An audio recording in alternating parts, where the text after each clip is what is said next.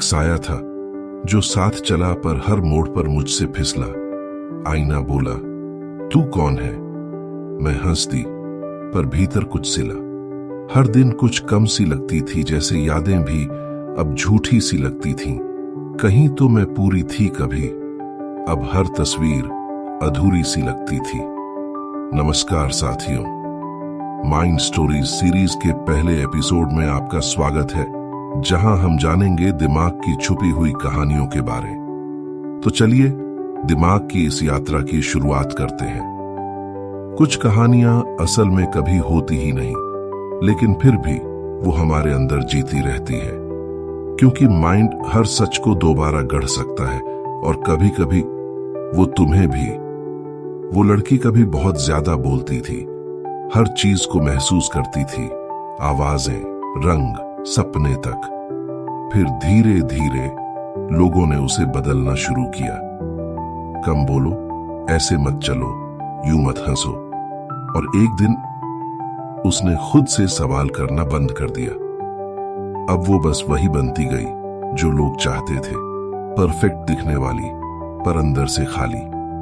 हर दिन एक नया वर्जन, लेकिन खुद की शैडो जैसी। कोई पूछता, तुम ठीक हो? वो मुस्कुरा देती, लेकिन उस मुस्कान के पीछे एक पुराना सवाल छिपा होता।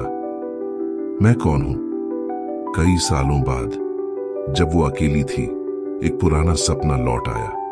एक झलक बचपन की, जब वो खिलखिला रही थी।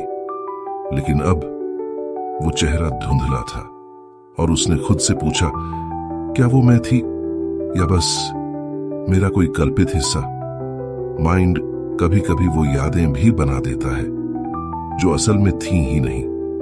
वो उठी, शीशे में खुद को देखा, पहली बार बिना एक्सप्रेशन के, और कुछ टूटा नहीं बल्कि जोड़ने लगा। वो लड़की जो खो चुकी थी, अब सवालों के साथ वापस आ रही थी। मुझे खुद को फिर से जानना है।